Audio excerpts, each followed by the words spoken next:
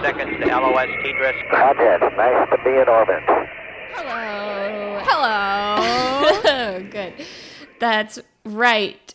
This is the very first episode of Pulitzer Surprises, the podcast. Mm-hmm. And my name is Caroline Schaper. And I am Eliza Cossio, and we started doing this show about the Pulitzer Prizes because we want awards, but we don't want to do the work to earn them. Yeah, and we Googled the Pulitzers once, and we found out that they've got to be the easiest and cheapest awards to submit for. Did you know that you can send anything in the world to Columbia University, and if you put $50 in there with it, they will read it. They will read it and consider it for a Pulitzer Prize. So that's the basis of the show. We started inviting our favorite comedians to submit their entry for a Pulitzer because it's so dang easy to win one. Everybody has a Pulitzer. And everyone deserves one too, frankly. Yeah, anything you do, you deserve a Pulitzer. So we do that, and then we interview a real, true, living Pulitzer Prize winner who has actually done something good, and something better than any of us have ever done. They've affected change, and they are normal. I don't get it. Yeah, they're good people. And actually, I don't know if you guys are aware of this out there, but this is the single only news satire show out there. Mm-hmm. I think we probably invented the genre, I would say. Yeah. This is unlike anything you've ever heard before. Pretty sick. Yeah. Okay. What you're about to hear is a live show that we recorded in Union Hall, the best basement in Brooklyn, New York. Yeah, and on this episode, we have a bunch of great comedians. As always, we have Dan Levine. Or Dan Spenser Levine, however you know him. We did not ask him which name he prefers. I think actually we did, and we did not remember the answer. So we have this question mark of a person. We've got Matt Nelson. Mm-hmm. We've got Annie Donley. Uh-huh. We've got Kashana Cauley. That's right. And we've got the #1 Pulitzer Prize winner woman, Sarah Ryley. Angel on Earth. Angel on Earth. She's a journalist. She's an investigative journalist. She freaking got laws changed for what she wrote. It's a great interview. It's a great show. You know that's right. The first boy you're going to hear from, Dan Levine. He designed our poster, which is very good. Very nice, but would not let us pay for it. Bad at business, good at winning Pulitzers.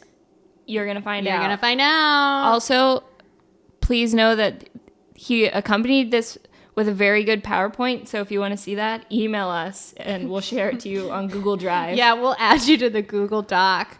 You know our email address. Yeah, you got it, right? So welcome, Dan. Woo, Dan! Thank you. I learned how to use Google Slides. Okay. Hello, my name is Daniel. I'm a cartoonist. When they asked me to do this show, I said no. And then they asked if I wanted $100, and I said okay. So I thought really hard about what was going on in the world and what I knew enough to write about. And I needed to decide on something to apply for a Pulitzer, so I posed this sociological experiment. What if, for 1 week, give or take, I ate only soup for lunch? And I call this Supersize Me. And this is 100% give or take true. So, let's get started. First of all, you're probably wondering, what is soup? We should lay the groundwork here. Soup is broth with stuff in it. But what is broth? Okay, take it easy. Broth is liquid medium containing proteins and other nutrients for the culture of bacteria. And that is from the film The Brothman Prophecies from 2012. See, that's the still frame from the movie. I think it won Best Hair and Makeup. So, soup is all about bases, and there's a helpful chart that I made to help you remember what is a soup compared to any other food. So, if it's broth, that's a soup. If you're dealing with milk, that's cereal, my friend. If you're starting with water, that's probably some drinks. But water plus soup is broth, and broth equals soup. So We're back to the beginning. Okay, so this is a quick evaluation of me before I started the experiment. Physically, I had big muscles. Mental problems, none except for the one. And smartness, I am very dumb. All right, so let's get on board. Day 1, I had the Southwestern shrimp and roasted corn chowder from Hale and Hearty Soups. Yeah, thank you. Thank you. I like Hale and Hearty Soups a lot. This is an actual screenshot of my Google Gmail account history. If you do a search for Hale Hearty, it's all order confirmations from Hale and Hearty Soups, except for one chat with my dad that says, yes, my Hale and Hearty order is delivering. That's real. Here's a life hack. If you don't know, if you order one of their cookies, they'll put it on top of the soup, and it makes the cookie really warm when it gets there. But this is tricky because you're going to want to eat the cookie when it's hot, so you're going to plow through the soup really fast, and that's bad. One time I did that, and I had to go to the hospital for throat burn. So pace yourself on the soup. The cookie will be warm enough when you get there. Okay, so day 1 was the Southwestern shrimp and roasted corn chowder from Hale and Hearty Soups. Here's a picture of it. It looks like an ordinary soup. It also came with a half sandwich, but this isn't about the sandwich, so I'm skipping the soup. So thoughts, day 1. After I ate the soup, I still feel pretty good. I still feel pretty normal. Viscosity, not too viscous, not few viscous. I'm already thinking of tomorrow's soup, so I'm still good. I'm still anticipating more soup. I'm not tired of it yet. And these are just some stray thoughts. What makes corn a chowder? And why do we say corn on the cob? This was an interesting question because I always thought that the emphasis was on the cob part, like we're having corn on the cob. That's what it is.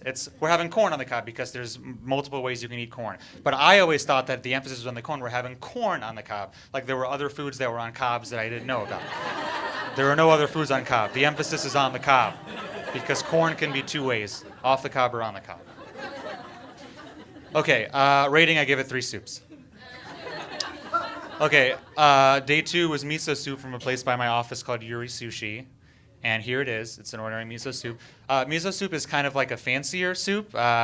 It's very high end. It's not from America, and you can tell that it's kind of fancy because you get it at the adult section of the supermarket.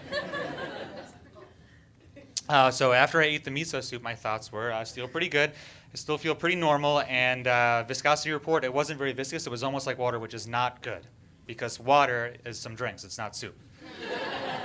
And then stray thoughts is, why do people say that's not good? There's a word for not good. The word is bad. Just say that's bad. I'll give you an example. Here's a man. His penis is stuck in a number of gears. And he's being evicted from his house that he's lived in his whole life. That's not good. That's too many words. That's bad. It's bad that my penis is stuck in a number of gears and I'm being evicted from my house, where I've lived my whole life. Rating, I give it 2 soups. Day 3 was chili. Oh, great. God. I knew this was going to happen. They're from the chili company. They're from Chili Con Business. I knew it was going to happen. Okay, but listen to this. A few weeks ago, I found this article. And it proves you say that it's found in the broth. And broth equals soup. So, chili is soup. Remember. It's all about bases. So, day 3, I had chili. I don't know why the second N is a different color than the first N. That's a design mistake. So this is a picture of the soup. Some research companies found out what I was doing, and they were super into it, so they gave me a little more money to take the pictures. They even got a male model to be in the picture with the soup. Okay, you're paying for it. The only problem was I think they spelled my name wrong on the chili, but I can't change that. So thoughts after day 3, I didn't feel so good after the chili. My tongue felt bad, and the viscosity report was it was almost too viscous, you know? And then I started thinking that there are too many people on Earth. And I had this idea for a movie about a dystopian future. I have a lot of ideas for movies, and I write them down. There's Buddies in Time, Moonlight 2. I think that would be really good. The Lion King was already a movie. Then there's my dystopian movie idea, and then Zootopia 2, which I'm tentatively calling Tootopia. So my idea for the dystopian movie was that we exist in some future where there are just too many fucking people on Earth, and whoever is in charge decides that we're just going to have to kill one random person a day to make this even out. No one knows who it is. It's completely random, and it could be you. It could be somebody that you know. And then there's still too many people, so the people in charge are trying to decide how many people a day they have to kill to even it out. And then I fucking realized that that's not a movie. That's fucking everyday life. That's how it is. You don't know when you're going to die. Could be you. Could be anybody that you know. At any time. There's very little you can do. There's very little control that you have over life events. My rating is 3 soups. Day 4, I got the New England clam chowder from Hale & Hearty Soups again. They even flew me to New England to take the picture, which was pretty awesome. It was pretty cool of them. At this point, my brain is mostly soup. And my thoughts that day was just soup all day. It was all I would talk about. I was pretty much the soup king at that point. I imagine that instead of a king's jewels on my fingers, I had little mugs of soup. And whenever I took a sip of the soup, my servants would refill my mugs of soup on my soup rings. I realized that this is just a soup world and we're all living together in the soup. My rating was 3 soups. Day 5, I ate corn because I needed a fucking break. Conclusions. There are many different kinds of soups that I didn't try. There's Boston cream chowder, there's soup dumplings, which is a crazy thing, but it's true. There's pork noodle, there's horse bisque, there's Richard's mixture, there's peppers and cheese, there's gumbo, there's stews of different sorts and kinds, there's udon ramen spaghettis, and there's soup and salad combo. I didn't try any of those. So this is me post-soups. My physique was no muscles. I was mostly liquid at this point. Mental problems, don't fucking ask me that. Smartness, I answered, I guess, in some kind of binary code, which means I'm either super smart or a computer. So my conclusion at the end of the experiment was that soup is here to stay, but maybe let's not overdo it. Let me just see if I have anything on my notes here.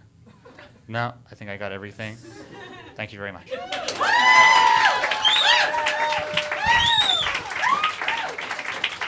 Dan Levine, everybody! The next person is me, Caroline, which is why it is a very, very good part of the show. Mm-hmm. Yeah, I do a movie review. Click, clack. That's the sound of my Birkenstocks coming for you, Peter Travers.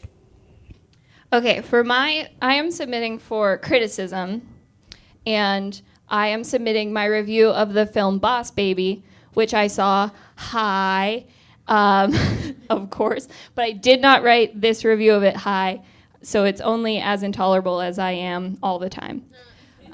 Okay. Boss Baby, or What If Jack Donaghy Was a Baby? Finally, a movie for David Mamet fans who are also babies. I am neither of those things, but I can still confidently say that Boss Baby is the best movie I've ever seen. Boss Baby follows Timmy, some kind of mommy's boy idiot who thinks his parents wrote the song Blackbird just for him. Timmy is so into his parents that his life stops in its fucking tracks when his mom gets pregnant. Timmy is either 5 or 11, nowhere in between. He knows what sex is and is disgusted by it, so for all I know, he could be 24. Timmy's new little brother shows up, and the brother is not a baby at all. He is the boss baby, voiced by Alec Baldwin, of Baby Corp, an organization in heaven that is in charge of making people like babies more than they like puppies. Once Boss Baby has done his job, he erases the memory of the baby in the parents' minds and just leaves an unexplained and unoccupied nursery in their house. I want to make it clear, I am not bad at explaining the plot. The plot is just bad. Boss Baby has the structural integrity of cotton candy in the ocean. I tried to explain the movie to Dan, and he said, from what I can gather, this movie is 4 hours long. For all I know, he is right. So the logic of Boss Baby is not on trial here because there are not enough lawyers in the world. The movie asks a lot of questions and makes no attempts to answer any of them, so you should spend absolutely no time thinking about any of those questions. You can instead focus on how sexualized the Boss Baby is. 80% of this movie is about ass, which rules. In the opening scene, Timmy says, I wonder where babies come from. Cut immediately to asses bouncing onto a conveyor belt. Babies are made in heaven, but sex also exists in this world, which means sex is purely recreational. Nice. absolutely everything about this movie goes over the head of its intended audience, which is children. I do not think any of the children in the theater laughed even once. I, however, had the time of my damn life. Everything about this movie is funny. There is a scene where Timmy and the Boss Baby are sucking on pacifiers, yelling, "I want you to suck it, and faster." Scenes from both Glengarry Glen Ross and The Wolf of Wall Street are recreated in their entirety for children. And everyone knows that making children do adult things is the height of comedy. At one point, all the kids in the movie are reading a story, and the story ends, "And the godless witch miserably burned to death. The end."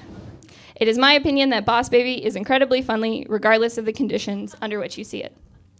I saw this movie on a Sunday afternoon with my friend Cassidy and a cookie, which we were convinced was just a cookie, but was wrapped in tin foil, so really we should have known. When we walked in to buy our tickets, the lobby was completely packed. And an employee said, "Oh, don't worry, the shows aren't selling out unless you're going to see Boss Baby," which Cassie and I whipped our heads around like we were in a damn CoverGirl commercial and said, "We are." And that is the confidence that Boss Baby gives you. Confidence enough to buy mini corn dogs, a medium popcorn, and a Coke slushie and think you're not going to shit your pants. And I was right. I didn't. So, in conclusion, thank you, Boss Baby, and may God bless you.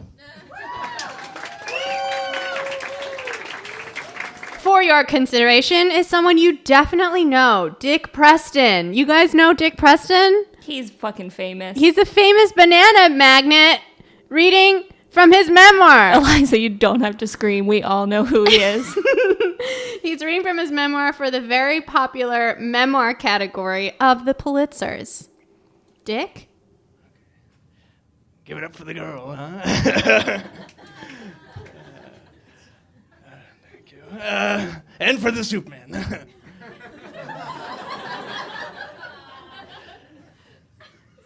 As they said, I'm a Yale economics professor, but I used to be in the banana trade. I wrote a book about it. Chapter 3, Wherever I Want. They say money doesn't grow on trees, but bananas grow on trees. And I made a lot of money selling bananas. Costa Rica, 1986. Me and our family assassin, Jack Torrent, went down for one of our little trips. We called them surf and turfs. We'd surf in the morning. Then in the afternoon, we'd strong-arm the locals into giving us more land for bananas. Jack and I were cordial, but we were never friends. Mostly because of our age difference. He was 86, I was 13.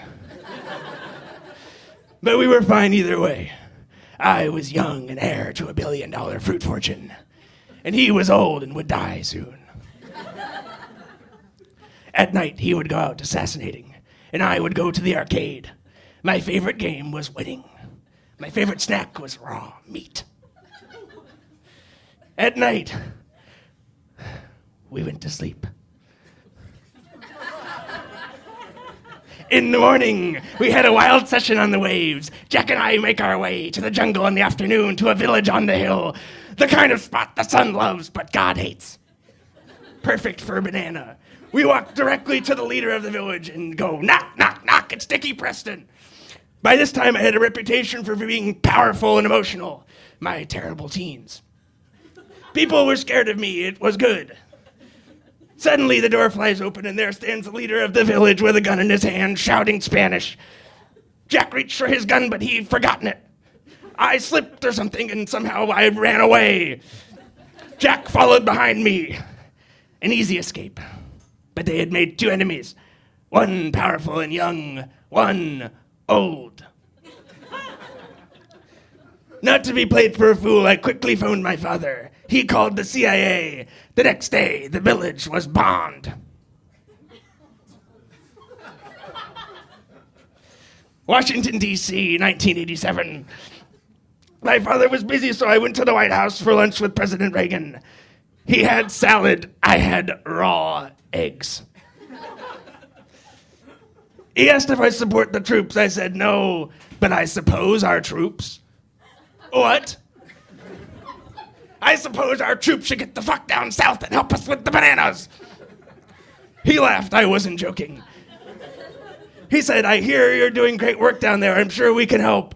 I said, don't blow smoke up my ass if you don't want to get shit in your mouth. He wanted shit in his mouth.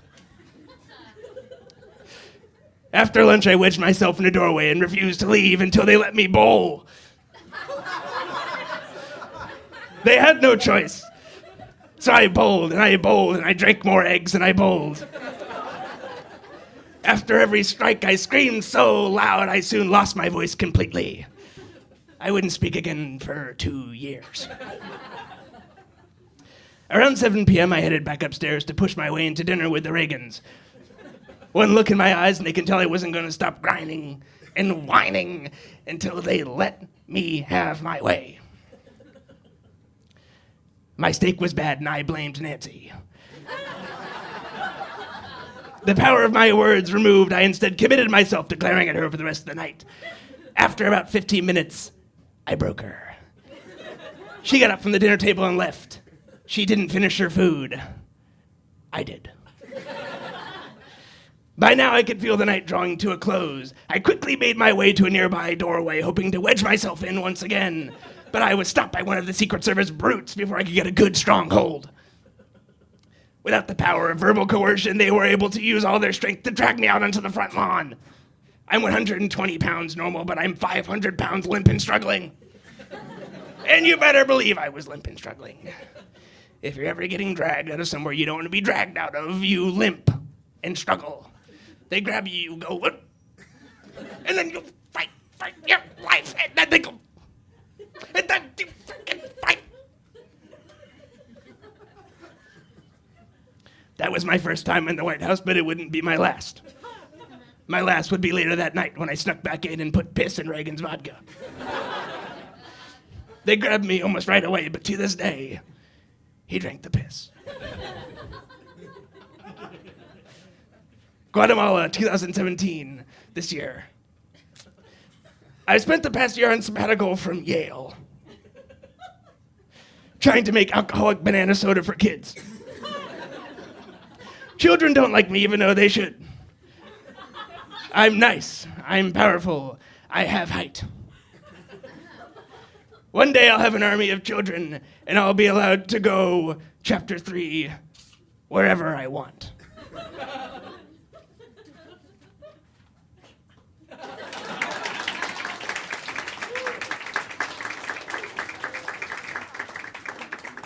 Okay, because this is audio only, I want to help you guys picture what is happening on the stage when Annie Donley is about to come out. Imagine maybe the best thing you've ever seen, and then imagine that trying to win a Pulitzer. Then you're beginning to approach how good this was. Yes, Annie Donley, the freaking goddess. Please welcome a plastic bag.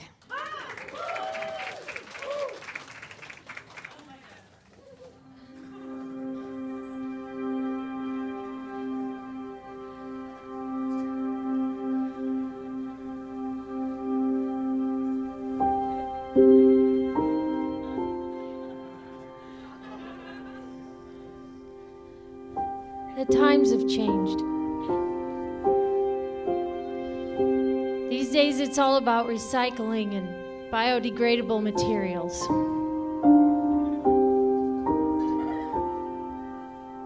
Those are trend words. Yeah?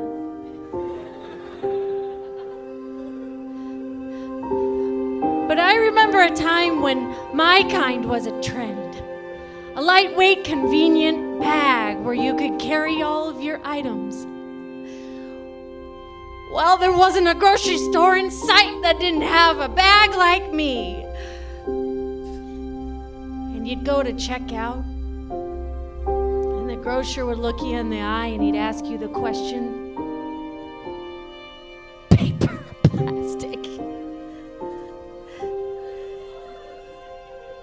Used to be everybody said plastic. Plastic was on everybody's lips. Plastic. I want plastic. A cool lightweight bag with handles on it. It doesn't ruin when it gets wet in the rain. It can carry all of your items, all your shit. It could be a makeshift overnight bag. Put your toothbrush and panties in it. It could be your last resort tote. Put your alcohol and drugs in. Sneak them on the train. Those were the days when I was working with real people, party people, you know? People who loved rock and roll, sex and drugs. God, those people were wild and crazy. They threw caution to the wind. Hell, they'd throw me into the wind. And it wasn't called littering back then. No, it was not. They didn't care. Nobody cared about littering. This is the time of sex, drugs, rock and roll, speed, weed, birth control. Life's a bitch and we're gonna die, so fuck the world and let's get high. Blast it!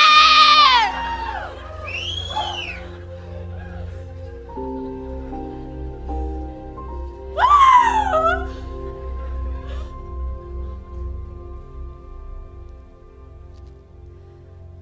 I don't remember when it changed, but at some point it did. They started putting handles on paper bags, just like mine. And even worse, they started making little nylon reusable shopping bags, and they put them right at the checkout line in eyesight of the shoppers. And then all of a sudden, it wasn't two choices at the checkout line anymore. The bagger would look you in the eye and he'd ask, "Would you like paper, plastic? Or would you like to try one of our new nylon reusable shopping bags for the low, low price of $3? Pretty soon nobody chose me anymore.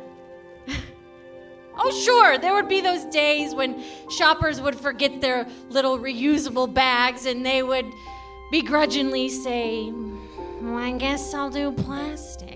And I thought, yes, this is my moment, this is my chance. I'm gonna carry our shit home for you. And I did it happily. And what did you do? You took me home with a scowl on your face. You put your shit away and you stuffed me in the back of your pantry with all of my plastic brothers and sisters. Yearning for the day to carry your shit.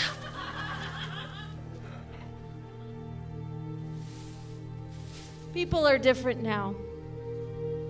Back then, parties. Now, babies. People don't throw away their rotten food anymore. They compost it. Hell, you can't even say faggot anymore. It's too offensive.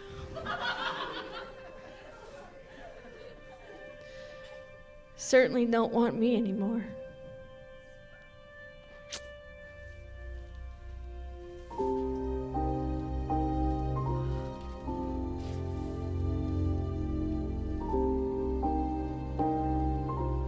These days, the only thing I'm used for is to pick up your dog's shit.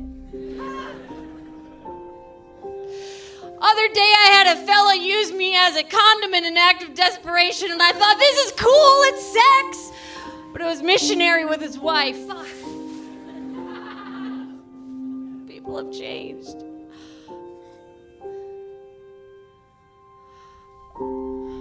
Remember me. Remember what I used to do for you. Remember what I can do for you. I swear, baby, I can make your dreams come true, baby. I can carry anything you want to, baby. But you gotta choose me. You gotta remember me.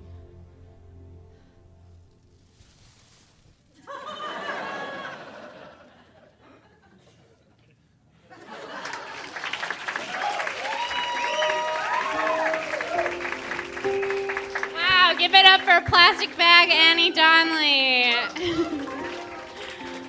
Kashana Cauley, she is a writer for The Daily Show and every magazine, I think, that's ever existed. Yeah, So, it's true. y'all, you know she's good, but she's going to make bad writing turn into good writing, and you're going to see it, and we are very grateful for her sacrifice. Thank you.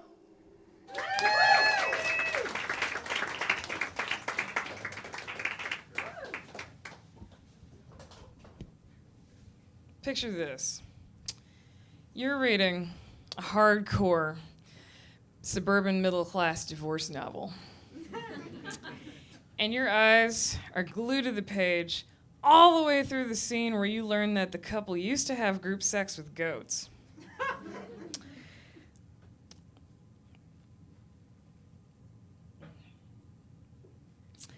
But you turn the page, and right after that, you end up discovering a very long description of the parts of their house. Right after you've concluded that this might be the most exciting middle-class divorce novel of all time.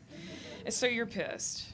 And it is a very long section of house parts. And I mean long. There are doors and floors and tiles and windows, and there is glass in those windows, and there are cracks in the glass in those windows, and there's a story of the reenactment of the very first time their cat put a paw on the window and cracked that glass. And you're pretty sure by this point that anyone who has ever been tortured has like, well, at least they didn't hit me with the house parts. But you're sad, you know, because you like this book, right? You really thought you had found the best suburban middle-class divorce novel of all time, damn it, and you're pissed. And on top of that, you've done the math, and you figured out that you've only liked a sad 64% of the last 5 novels you've read. Well, it's time to get that percentage up. My invention is called Add a Murder. If you're bored with the book, you can just slide a murder via a series of buttons on the back of a paper book or an electronic tab and an e-book to spice up that little section that's threatening to get your percentage down. So you'll never have to have the soul-sucking experience of only liking 64% of something you read ever again. So all you have to do is just slide a murder into that romance novel, or just tuck a murder into that diet book you're reading that's 64% pictures of avocado toast. Or just, you know that book you just started? The heartwarming one about the horse that overcame the odds to win the Kentucky Derby? Well, a little secret. That story would be even more heartwarming if you took out the jockey. You know, on second thought, fuck horses. You could take that sucker out, too.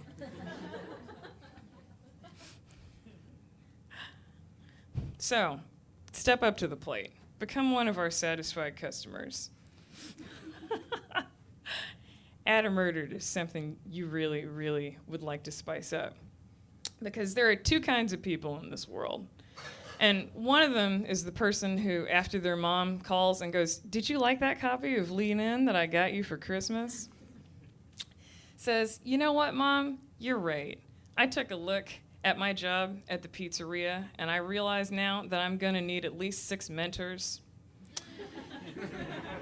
in order to have even the slightest shot of getting promoted to manager and making a life-changing 25 cents more an hour."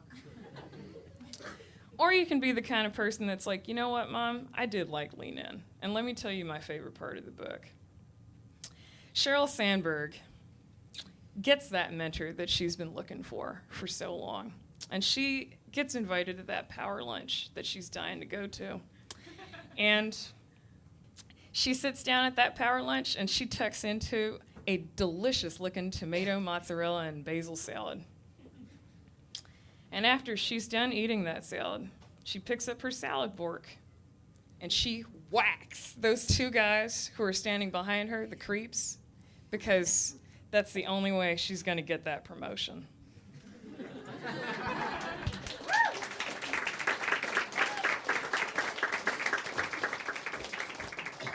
Okay, now we got the interview coming up. And The main event. The main event. And you might be screaming into your phone right now, "How do I know who deserves a Pulitzer?" Fucking relax.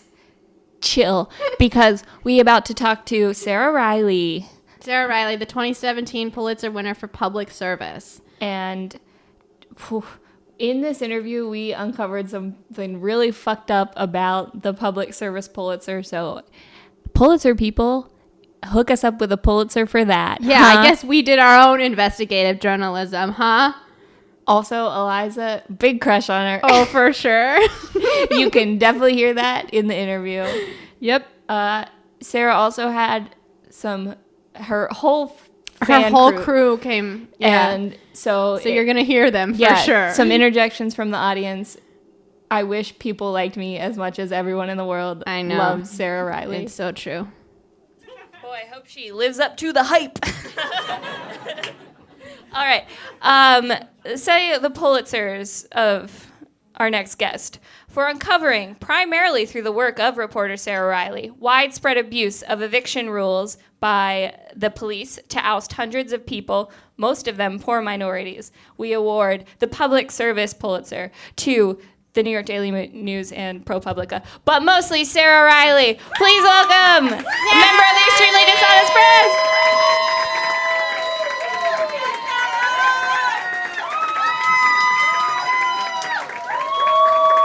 Dang. Sarah, I wish I had that many fans. What's that? As long as they vote for my project. Cool. Can everyone see in here? Everyone can see, right? Can you all hear? If you couldn't see, there was a time to speak up way before this. Don't worry about it. Okay, well, yeah, we are so excited to have you on. Thank you so much for doing this. It's honestly amazing to us that Pulitzer Prize winners agree to do our show. Yeah. So it's very nice. Maybe they haven't seen the basement. So I guess to start off, would you mind taking the audience through your piece that you won for? Yeah. So it's about a law called the Nuisance Abatement Law that the NYPD was using to file civil actions against businesses and homes that it says was being used illegally. They file about 1,000 of these nuisance abatement actions a year. The NYPD, roughly half were against homes, mostly for drug offenses, and then the other half were against businesses. What I found was a lot of the business cases were over underage alcohol sales. Can everyone hear her mic in the back? No? Okay. Here, let me give you mine. Yeah. What I have to say is way less important. So the way that they would start these cases is by having a secret hearing called an ex parte hearing before a judge, the NYPD's lawyer, where they would lay out the allegations. They would ask the judge to give them a closing order on the business or the home that they could surprise the tenants with. And so they would, show up at your house and tell you and your entire family that you have to get out immediately. And that you're facing nuisance abatement action. Your apartment is at risk of being closed down for a year based on these allegations. Sorry, it's very complicated. So yeah, no, don't worry. We're keeping up. So I guess I'll start with the story. The way that I actually came across the story, I was going through some police misconduct lawsuits, and I came across one where the woman mentions that the police tried to evict her from her apartment based on some allegations that had been dismissed months earlier. Her name is Jamila Al-Shabazz. The police had raided her home and 5 others in May 2011, arrested 13 people on drug charges. Most of the charges were quickly dismissed, and the only charge that actually stuck was a low-level possession of marijuana charge. Her charges were dismissed. They said that they found all these cups of powder that they said was cocaine, but it was actually crushed eggshells. That she used in a spiritual ritual. So even though she spent a few days on Rikers, her charges were dismissed. They didn't prosecute because the drug test came back negative for narcotics. She thinks that's all over with. Several months later, the NYPD's lawyer and a team of police officers show up at her home. She wasn't actually there. Her son was there, and say that they're sealing sealing the apartment, closing the apartment down. They got one of these secret closing orders. So everyone in her family was instantly homeless. Since she and her children weren't home, they didn't have a chance to gather their belongings. And then a few days later, they get the opportunity to come into court and tell their side of the story. At that point, the NYPD said, okay, we'll dismiss the case, but you have to, or we'll let you sign a settlement to settle the case so you and your family can get back into your apartment, but you have to agree to borrow your son, who was 21 at the time, from your home for the rest of his life. And so she did.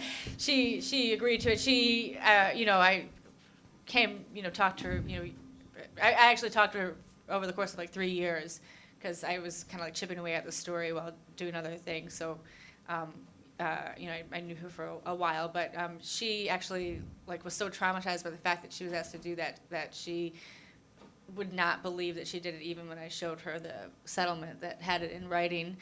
And at the time that she had to borrow her son, he had a completely clean record.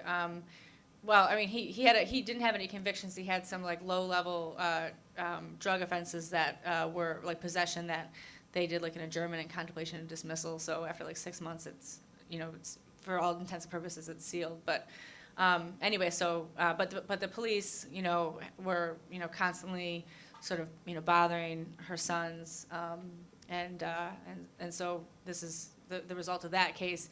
And then there were actually 4 others in the same building. Some similar circumstances. One apartment, like the police during the raid, like shot their dog and killed their dog and arrested all the adults that that weren't taking care of small children in the house. And what they charged them with was possession of a toy lighter that was the shape of a gun, and I think it was like a marijuana. Like it was like a small amount of marijuana possession. Like that's all they found when they did the raid of the house. Cool. Are you guys ready for us to make comedy out of that? Sorry. No. I should have developed my elevator pitch before I came. No, not at all. I mean, it's fascinating. Yeah. I mean, it's just insane that you just like happened upon this story too, and that. I want to point out that 13 laws were passed after you wrote this piece. Yep. That's incredible. Yeah. So, in summation, the NYPD was doing something fucked up, and Sarah said, not on my watch. No. Yeah, Sarah? Yeah, Sarah? I know her. Oh,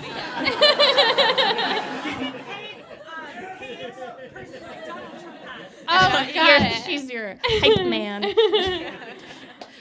So this earned you the Pulitzer for public service.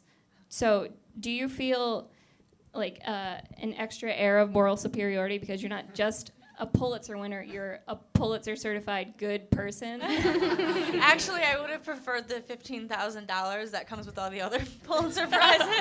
You didn't get that? No. Why not? Because the public service doesn't come with That's money. fucked up. Uh-oh. Why not? And so actually, That's fucked up. I have. We're getting to the bottom of this story. I'll tweet now. them tomorrow. I'll wait till tomorrow. So that is insane. I would take money over moral superiority. Hey, that's Amen. fair. $15,000 is like That's a lot of money. So right? what And did that's you like get? Life changing. Yeah. I got a certificate. Dumb award? That's it. I got.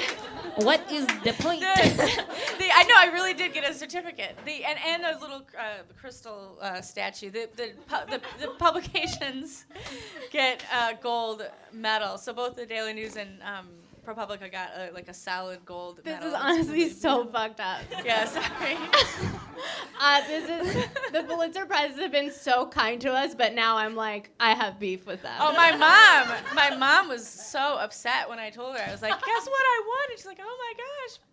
And then she's like, wait, where's your name? Because your name's also not on the award, although they did put my name in the citation, but it's not in the actual, it doesn't go to Sarah Ryley. It wasn't in the tweet I showed. Yes, exactly. And then I mentioned, I was like, oh yeah, all the other ones get like $15,000, but I don't get anything. She's like, what? She's like, that sucks. That sucks.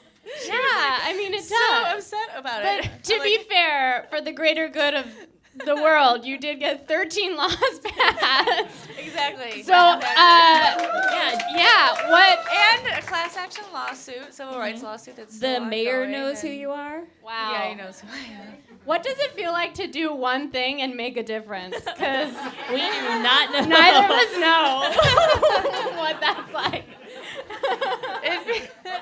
It feels good. Yeah. It feels good. Yeah. Not $15,000 good, but Not $15,000 good, man.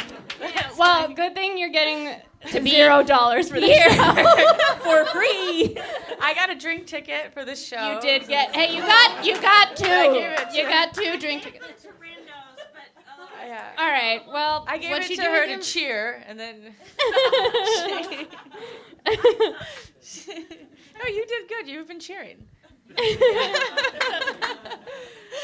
One question I had about like your job in general, like how do you feel like since the election you felt a difference in what your job is, or how do you feel like who you were as a journalist before then and now, if there's a difference? Just a question. Oh gosh, you didn't give me that one in advance. I'm sorry, you're right, I didn't. So I didn't prepare an answer. To be honest, when the election happened, I've been working on this long-term project that didn't really have to do with national politics at all, though still very important. I did feel a little bit like, where have I been? Right, I think a lot of journalists probably felt like that, like, oh my God, like, where have I been? Like this thing happened that seemed sort of unrecognizable, and so I mean that was sort of my immediate reaction, just thinking about myself as a journalist and like, what should I do, going forward, I guess. Yeah. But I think that I think that it, it's clear that the general public understands how important journalism is more so now than I think that they did before. Just in the amount of money that people are giving to nonprofits like ProPublica and other nonprofit outlets, but then also subscriptions. And now the Times are like, well, if you already have a subscription, buy a subscription for a college kid, to bring in more money. So I think that the general public is really starting to see how important and how valued journalism is too. So. Yeah. What do you think is the importance of local journalism in a time where the national news is so all-consuming and like all I can think about and all a lot of us can think about, and who's doing good local reporting, and is there still even a space for it? Yeah, I mean, I think that there's a huge space for it, and actually there are some local nonprofits, and then like the Philadelphia newspaper, they have like a nonprofit for-profit type model. It's like a hybrid model, and I think that outlets like that are more set up to take infusion of cash actually are, like the in Philadelphia they are poised to raise like $100 million. So I think that a lot of people like really do want to see local journalism getting strengthened. I think that local publications, especially the legacy publications, are a little bit at a disadvantage right now because a lot of them are for profit, and so they don't really have an avenue for people to show their support like nonprofits do, especially because like a lot of them don't even have paywalls. So if you want to give your support to your local publication, you have to actually get like a paper subscription. So that's a little bit tangential, but at the same time, I think that even if you look at the winners of the Pulitzer Prizes, I think that there was a strong recognition. A lot of smaller local outlets won the prizes this year. I think that I feel, I don't know, I don't have any insider information, but I feel like that was partially intentional. I think that the decline of local journalism has led to the siloization of our society more. Like I came from Detroit. We had the Detroit newspaper and the Detroit Free Press, or the Detroit News and the Detroit Free Press, and the Detroit News is more the conservative outlet.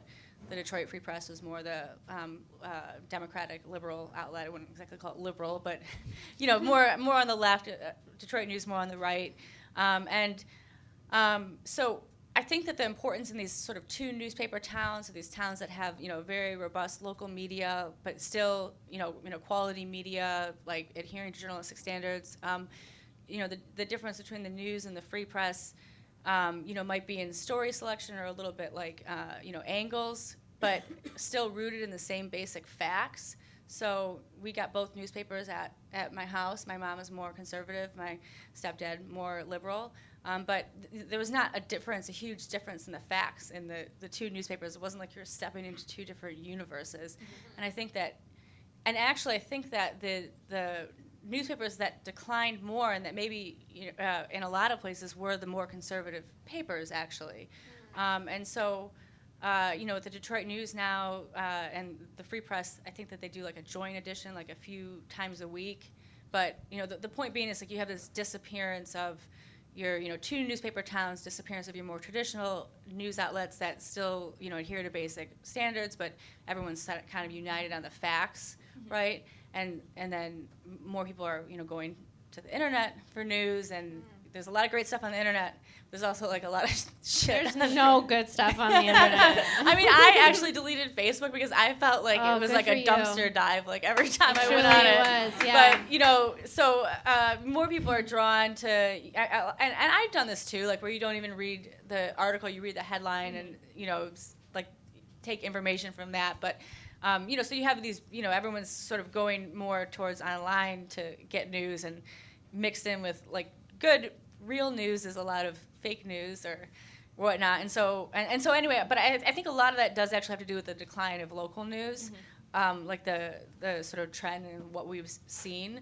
And then the other thing is that if you look at who's holding who's holding the Trump administration accountable, who we need to hold the Trump administration accountable, not only the people in Congress and the House and the Senate, but then attorney generals, mayors, governors, like and all standing up against these policies, like sanctuary cities, like for example, is a lot being fought on the local level, and the outlets. It's not like the New York Times is like covering all these attorney generals. I mean, here and there, but like they like, and having worked at a local outlet, like they are really pushed by the coverage that they get in the like local newspaper, radio, like the big local outlets.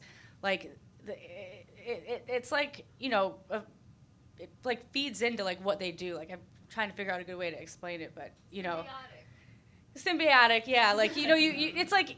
You like hold their feet to the fire, like you put, like working at the Daily News, it's like so influential, like you put something out, like they have to like respond to it, sure. And so like when Chuck Schumer's like out there, like, now he gets more coverage, but, like he's like playing to like, the Daily News and the Times and like WNYC and, more local outlets that are going to report on what he's doing because he's got to get elected. And so you have to have those local outlets to report on those elected officials to, hold the, even the Trump administration accountable. So how it ties in, I just think it has a very strong tie-in. Yeah.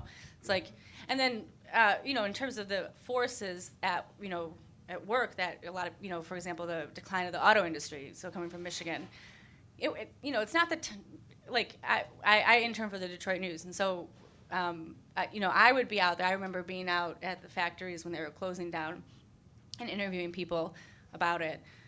And, at the time, the Detroit News had like 7 auto reporters one for each auto company and then sort of like an enterprise auto reporter because that was a big industry in Detroit.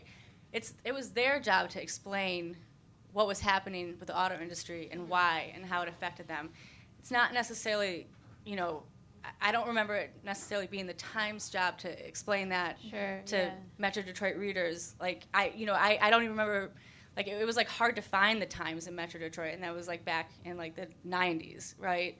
Most people read the news of the Free Press. So my point is like that is like local news's role, but as it get the staff thinned out, they weren't able to do those types of stories. Yeah. So.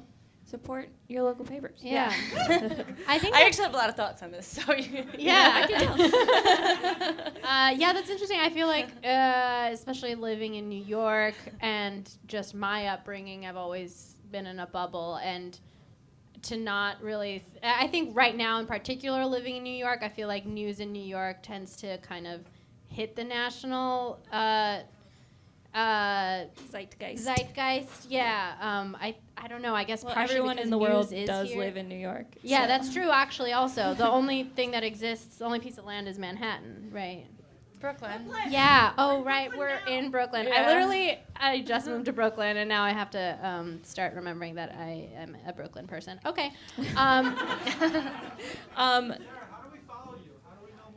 Oh, great question. Who is that? Is that one of my friends? Another person I paid. Oh, thank you. Did you give him our drink tickets? Yeah, I guess. Well, we are gonna take questions from the audience too. Oh, but yeah. do you want to? At Miss Riley. It's On Twitter. RYLEY. Yeah, MISS. Hopefully one day it'll be MRS. Anyone looking? MISSRY as in yellow. LEY. Yeah, and right now you're working at the Trace. Yeah. Covering guns. Guns. So Guns, you will yeah. work forever. Yeah. Guns are here to stay. I'm curious what it's like writing about guns. For example, we did one segment at Full Frontal on guns, and we got the most death threats ever. Mm-hmm. Are you okay? I haven't published anything yet. Okay. So, Get ready. yeah. No, I'm working on a project right now. In the past, when I've tweeted things about guns, I have found that though. So I'm bracing myself. But I am doing more like policing stuff, not as much the politics. Okay. So, yeah, we'll see. When can we expect some stuff from you on the Trace? Oh, let me ask. Okay, I'll get in touch with your editor and find out. I don't want to commit myself to anything. I can't. Well, do we have any questions from the audience for Sarah about her piece or her work or anything in particular? How she looks so well put together all the time, based on the one night that I've met you and your Twitter photo. That was professionally taken. Oh, so. It looks like the stock image of scrappy female reporter. Yeah. Go ahead. I'm wondering if there are any statistics around the frequency of these illegal abatement. Yes. Eviction. If I I have could just- lots of statistics. If I could just repeat the question for the back, this woman is wondering if there are any statistics around the nuisance abatement the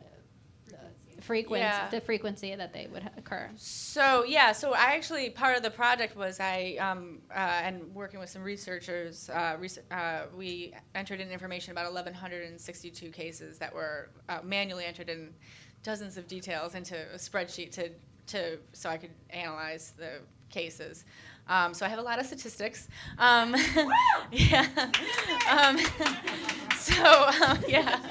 She does statistics. Like this general. We got some kind of crazy number fan in the audience. Over here is the stats. Aaron, some people back there.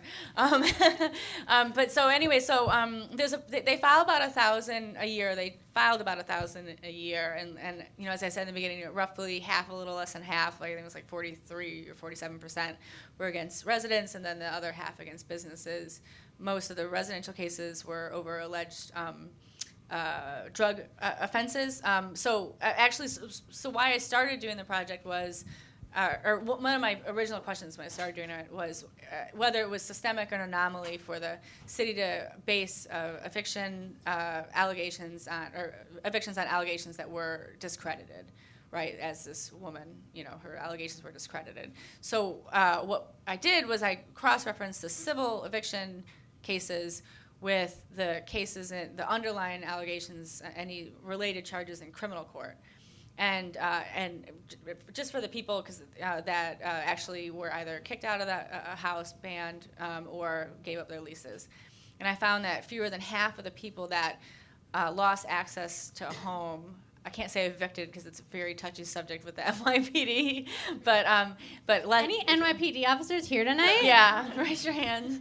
Have to tell us. Yeah, but fewer than half of those people that lost access to home were kicked out or gave up their leases in order to be able to get back in and at least get their stuff were actually convicted of a crime and the underlying allegations. And scores of those people weren't even prosecuted for a crime, actually. So the NYPD could actually bring these cases just based on allegations without even having made an arrest. They could just say an undercover was at this place like 3 times, or sometimes even just a confidential informant, which is someone that is often like either paid or like they're trying to work off their own charges. They're not even an officer. So that's on the residential side, and then on the business side.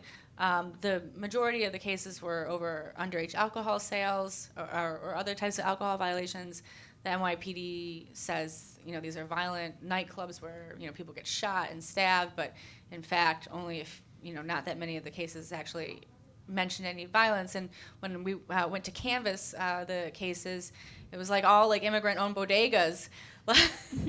So, like in East Harlem, for example, like pretty much like every bodega on the block had gotten hit with one of these nuisance abatement actions, and a lot of the people didn't speak English. I had a photographer with me who was fluent in Spanish, so that was really helpful because otherwise I wouldn't have been able to speak to these people, the people, do a good interview.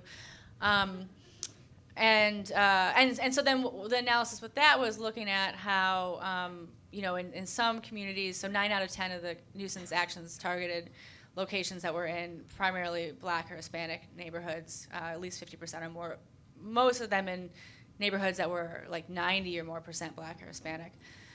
And so with the business cases, the alcohol violations, you had some communities that were, primarily non-white, where businesses would get both the nuisance abatement action, and then by law, if there's any sort of alcohol violation, it goes to the state, for the state liquor authority. And so in those communities, the business owners were getting punished double for the same offense, whereas in other communities, like there were hardly any nuisance abatement actions, even though there were a lot of alcohol violations. I don't know if that makes sense. Yeah. So it's like sort of like the heart of like the objection with like broken windows policing, is that in certain zip codes, certain neighborhoods, the penalties for the same alleged offense are so much more severe than in other parts of the city. So Yeah. Spoiler. Those are some. The police stats. were doing something racist. This is like shocking. I know. Do we have one more one more quick question? Any more? Good. More time for us. I do. I have one last quick question, and that is, it might be impossible to answer, but while I was reading your piece, I was trying to understand, what was really in it for the NYPD, other than like a show of control over a immigrant neighborhood. I don't know if you had. Yeah, I mean that's definitely a tough one. It's much tougher, I think, sometimes to get at motive. There were a couple of things. With broken windows policing, if you guys are everyone familiar with that term, and then so you have the concept being to aggressively pursue even low-level offenses to prevent more serious ones from occurring. So if it seems like the police are cracking down on everything, you're going to be less likely to shoot somebody or carry a gun on the street, right? And this whole idea of preventative policing as well and being proactive. So you have that, and then you have that combined with CompStat, which is where they have their weekly CompStat meetings. Where they go precinct to precinct, they talk about the crime stats, and then what are you doing? If there's a rise in shootings in this area, what are you doing about that?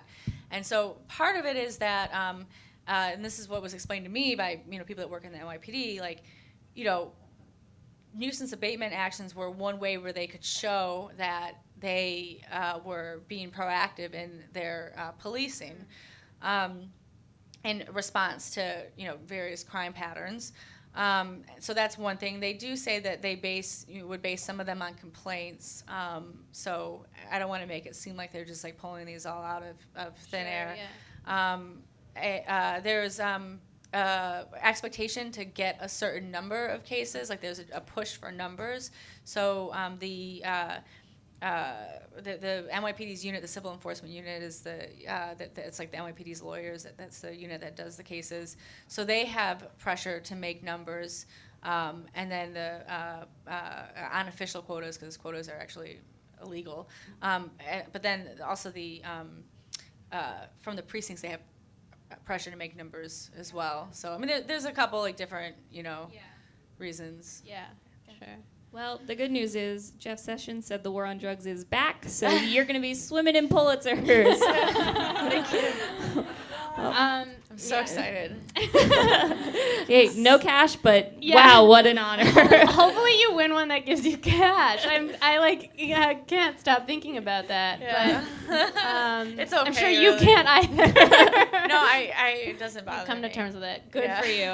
It will keep me up at night. Joking. Although a couple of people that like worked on it, like Evie, for example, in the audience, she's like, "So what are you gonna do with all that cash?" And I'm like, I hope people don't think that I got cash and I'm like hoarding it on myself. Yeah, she's super greedy. That's the takeaway from this. Well, we want to thank you so much for coming to talk to us. Sarah Give it Ryley. up. Yeah. Thank you so much. Thank you so much. Yeah. You can read all of her pieces on the Pulitzer website. Yeah. And would you be so interested? Yeah, and keep an eye for her out on the trace. Follow her on Twitter, Miss Ryley. Propose to her. She's looking. She's looking. Just propose to her after the show. Guys, thank you so much for coming to Pulitzer Surprises tonight. We have one thing left to do. Yes. That's what we have we're left gonna to do. We, our method of choosing the winner is very democratic. Very democratic. Very simple. All you have to do is yell out the name of the person you think deserves to win the most, and whichever one we hear first are gonna win. So we're gonna count to 3, and then just go over the names. Yeah. Okay. So at the top we had Dan Levine on soup. His soup.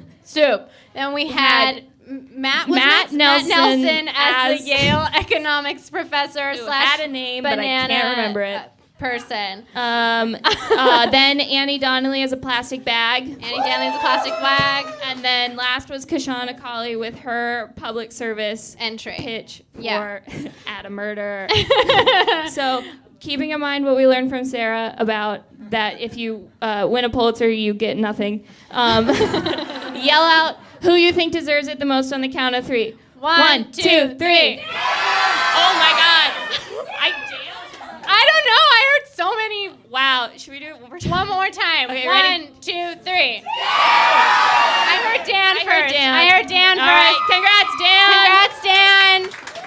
Wow, Okay. way to go, Dan. Congrats. You're on your way. Congratulations. You are now a Pulitzer Prize entrant. Not something you can say every day, unless you're one of the 7 people who have won our show. Thank you guys so much for listening. We want to thank all of the comedians. Dan, Matt, Annie, Kashana, you the best. Follow them all on Twitter. They're all on there. They're all on Twitter. And also Sarah Ryley, our Pulitzer Prize winner. She was so incredible. You can read her Pulitzer Prize winning work at pulitzer.org or follow her on Twitter at Miss Ryley. Thanks for listening. We do this show every month live at Union Hall, so come. Yeah, come. Follow us on Twitter, and you'll hear endlessly about it. Yeah. We love to self-promote. It'll probably be the link in our bio, baby. It could be. It could very well be. And if you ain't on Twitter, I don't know what to tell you, but go to unionhallny.com to see the calendar and find us. Please. Thank you so much. We love you.